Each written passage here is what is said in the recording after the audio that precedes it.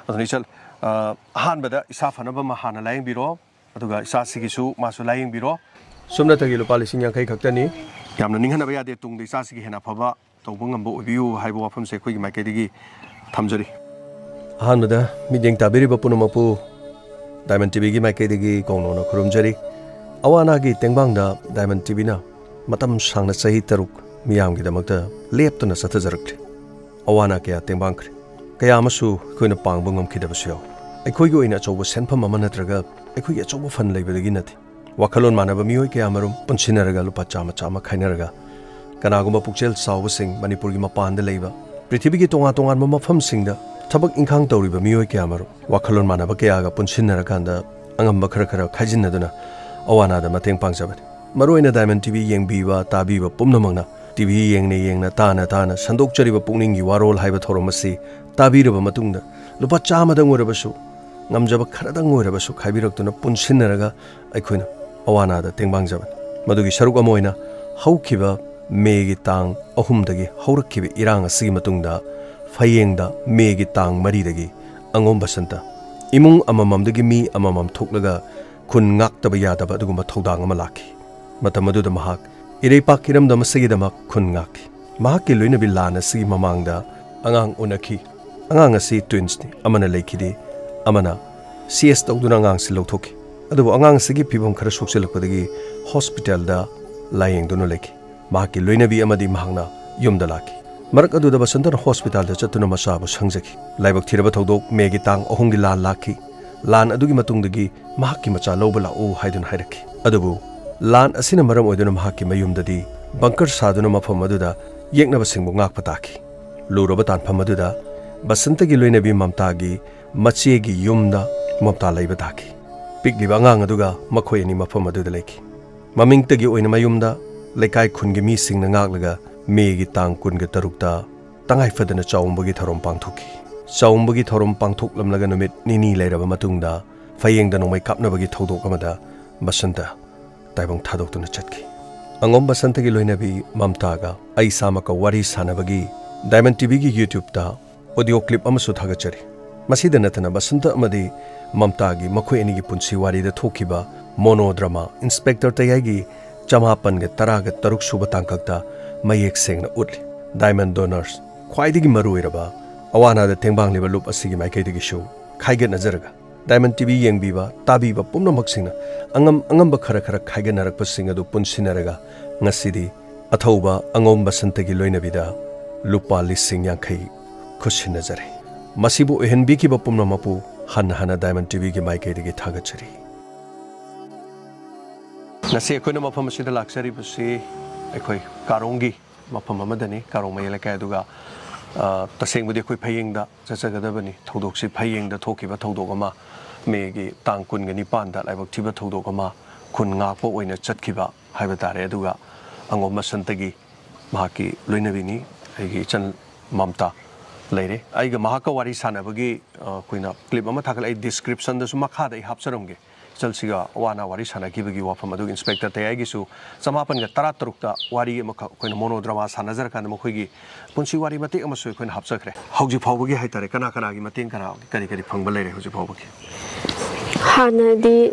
naurikan kai taurikan da di mayam amma isininaw mayam mateng pangba dum la ami hauji su marak amma palom da lekiba isejing adai ibungjing na marak ta su dum tharakpadi yawe dubo hoji ti hanagumna dumaina mateng tawbududi lakhidre aduga sarkar gi maikai da gisu moi compensation changpado adusu changi e lupa kya sange hojikse lupa han ban mai manga hana bigani habagi manga changakpane do ai makhata ba changaktabudu yengudri okay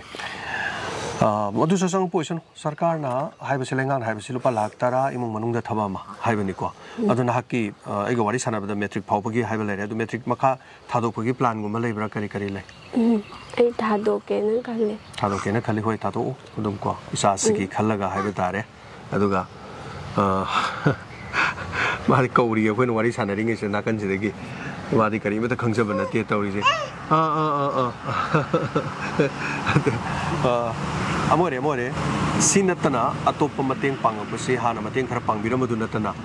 हौजिकिदि मतेंग पांगब लागते अदो कुइसु question गरे हाइतारे को थौदोक्सिन अखोय खत नतबनिना मयाम मथंग मथंग मथंग थोकपनिना मे गी तांग कुनिपान मे दगी हौजिक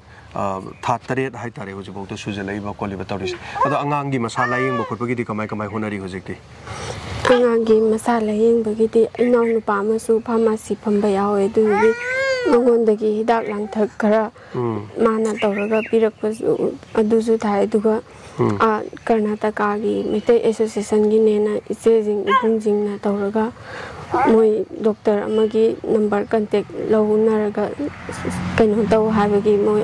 अदुदगी पाव फाउनरगा doctor दुगा तानरगा हिदाक थाबगी थाय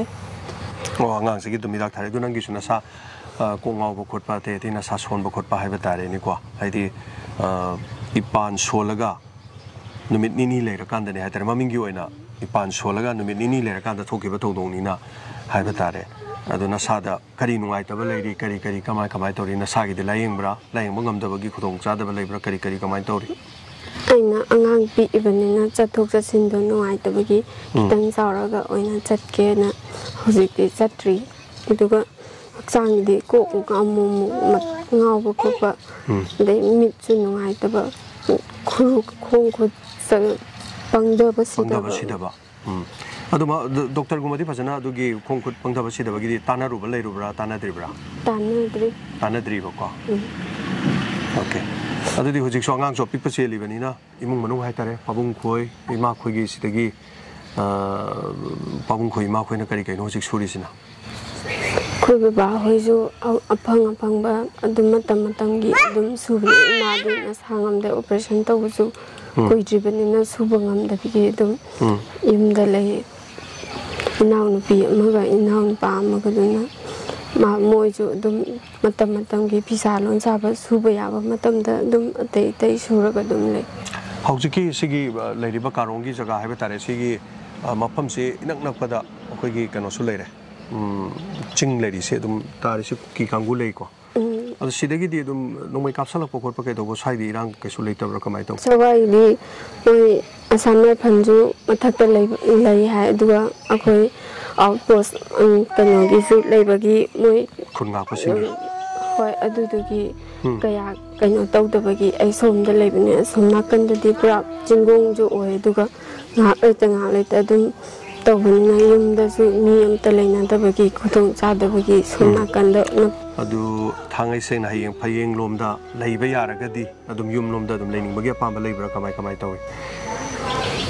hana leiramba maphamnina leigena dikale dubu matam dugi adum koi bankar sabagi khara khoina ubu su leire haitare adaida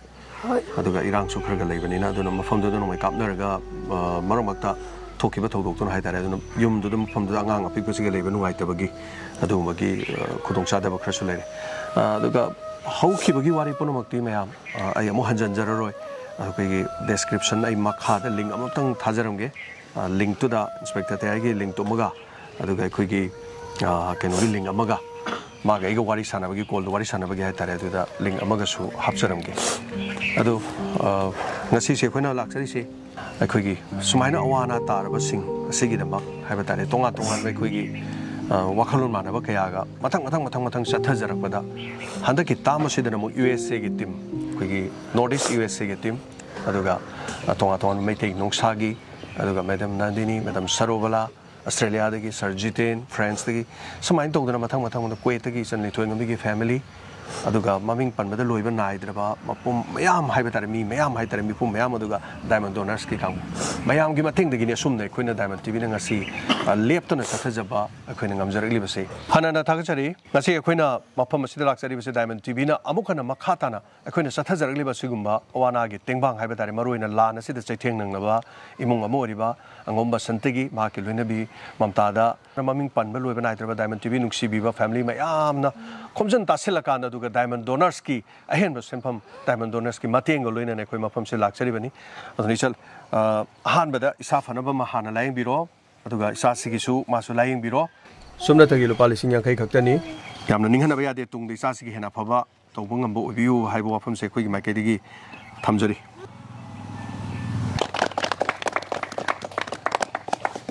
ꯃꯤꯌꯥꯝ ꯄꯨꯝꯅꯃꯛꯇ ꯍꯥꯏꯇꯥꯔꯦ ꯂꯩꯉꯥꯛꯇ ꯑꯣꯏꯔꯁꯨ ꯏꯆꯜꯒꯤ ꯑꯣꯏꯕ ꯊꯃꯣꯏꯒꯤ ꯑꯣꯏꯕ ꯋꯥꯐꯝ ꯍꯥꯏꯅꯤꯡꯉꯗꯤ ꯋꯥꯍꯩ ꯈꯔ ꯊꯝꯕꯤꯔꯣ ꯑꯔꯣꯏꯕꯗ ꯗꯥꯏꯃꯟ ꯇꯤꯚꯤꯒꯤ ꯏꯆꯤꯟ ꯏꯅꯥꯎꯁꯤꯡ ꯑꯃꯗꯤ ꯗꯥꯏꯃꯟ ꯇꯤꯚꯤꯒꯤ ꯅꯠꯇꯅ ꯑꯇꯣꯞꯄ ꯂꯝ ꯂꯝꯗꯒꯤ ꯏꯕꯨꯡ ꯏꯄ꯭ꯋꯥ ꯑꯗꯨꯒ ꯃꯄꯥꯟꯂꯣꯝꯗ ꯂꯩꯔꯤꯕ ꯏꯆꯤꯟ ꯏꯅꯥꯎ ꯃꯌꯥꯝꯅ ꯃꯇꯦꯡ ꯄꯥꯡꯕꯤꯔꯛꯄꯁꯨ ꯍꯟꯅ ꯍꯟꯅ ꯊꯥꯒꯠꯄ ꯐꯣꯡꯗꯣꯛꯆꯔꯤ ꯑꯗꯨꯒ ꯂꯩꯉꯥꯛꯀꯤ ꯃꯥꯏꯀꯩꯗꯒꯤꯁꯨ ꯑꯋꯥ ꯑꯅꯥ ꯇꯥꯔꯕ ꯃꯌꯥꯝꯁꯤꯡ ꯃꯈꯥ ꯇꯥꯅ ꯇꯥꯗꯅꯕ ꯁꯔꯀꯥꯔꯒꯤ ꯃꯥꯏꯀꯩꯗꯒꯤꯁꯨ ꯃꯤꯠꯌꯦꯡ ꯆꯪꯍꯟꯅꯤꯡꯉꯤ ꯁꯤ ꯍꯥꯏꯔꯒ ꯃꯁꯤꯅꯤ ꯏꯆꯟꯅ ꯍꯥꯏꯔꯤꯕ ꯋꯥꯐꯝꯁꯦ ꯑꯁꯤꯒꯨꯝꯕ ꯑꯋꯥ ꯑꯅꯥ ꯇꯥꯔꯕꯁꯤꯡꯁꯦ ꯃꯁꯥꯒꯤ ꯃꯌꯨꯝꯗ ꯍꯟꯖꯤꯟꯕ ꯌꯥꯅꯅꯕ ꯑꯊꯨꯕ ꯃꯇꯝꯗ ꯁꯤꯟꯕꯤꯌꯨ ꯍꯥꯟꯅꯒꯨꯝꯅ ꯑꯗꯨꯒ ꯉꯁꯤ ꯊꯧꯗꯣꯛ ꯑꯁꯤ ꯊꯣꯛꯈ꯭ꯔꯕ ꯃꯇꯨꯡ ꯐꯥꯎꯕꯗ ꯌꯨꯝꯗ ꯂꯩꯕ ꯐꯪꯗꯅ ꯍꯧꯖꯤꯛ ꯃꯄꯥꯝꯂꯣꯝꯗ ꯂꯩꯔꯤ ꯃꯔꯝꯗꯤ ꯃꯐꯝ ꯑꯗꯨꯗ ꯍꯧꯖꯤꯛꯁꯨ ꯁꯦꯞ ꯑꯣꯏꯗ꯭ꯔꯤ ꯑꯗꯨꯅ ꯍꯥꯟꯅꯒꯤ ꯌꯨꯝ ꯑꯗꯨꯗ ꯂꯩꯕ ꯉꯝꯖꯅꯅꯕ ꯂꯩꯍꯧꯔꯤꯕ ꯃꯆꯥꯁꯤꯒ ꯄꯨꯟꯅ ꯃꯍꯩ ꯃꯁꯤꯡ ꯇꯝꯗꯅ ꯇꯨꯡꯗ ꯃꯇꯤꯛ ꯆꯥꯕ ꯃꯤ ꯑꯃ ꯑꯣꯏꯕ ꯉꯝꯅꯅꯕꯒꯤ ꯍꯥꯏꯕꯗꯤ ꯍꯥꯟꯅꯒꯤ ꯌꯨꯝꯐꯝꯗ ꯍꯟꯖꯟꯅꯕꯒꯤꯗꯃꯛꯇ ꯁꯤꯟꯕꯤꯌꯨ ꯑꯗꯨꯒ ꯑꯋꯥ ꯑꯅꯥ ꯇꯥꯔꯤꯕꯁꯤꯡ ꯃꯌꯥꯝ ꯄꯨꯝꯅꯃꯛꯄꯨꯁꯨ ꯌꯦꯡꯁꯤꯟꯕꯤꯌꯨ ꯍꯥꯏꯕ ꯋꯥꯐꯝ ꯑꯁꯤꯅꯤ ꯑꯗꯨꯒ ꯍꯥꯟꯅꯅ ꯊꯥꯒꯠꯆꯔꯤ ꯄꯨꯝꯅꯃꯛ ꯇꯦꯡꯕꯥꯡꯕꯤꯔꯛꯂꯤꯕ ꯑꯁꯤꯒꯨꯝꯕ ꯑꯋꯥ ꯑꯅꯥꯒꯤ ꯍꯥꯏꯕ ꯇꯥꯔꯦ ꯃꯊꯪꯒꯤ ꯑꯃꯨꯛ ꯑꯋꯥ ꯑꯅꯥꯒꯤ ꯑꯇꯣꯞꯄ ꯚꯤꯛꯇꯤꯝ ꯐꯦꯃꯤꯂꯤ ꯑꯃꯗ ꯑꯃꯨꯛ ꯆꯠꯅꯅꯕꯒꯤꯗꯃꯛ ꯑꯩꯈꯣꯏ ꯊꯦꯡꯅꯃꯤꯟꯅꯔꯁꯤ ꯄꯨꯝꯅꯃꯛꯄꯨ ꯈꯨꯔꯨꯝꯖꯔꯤ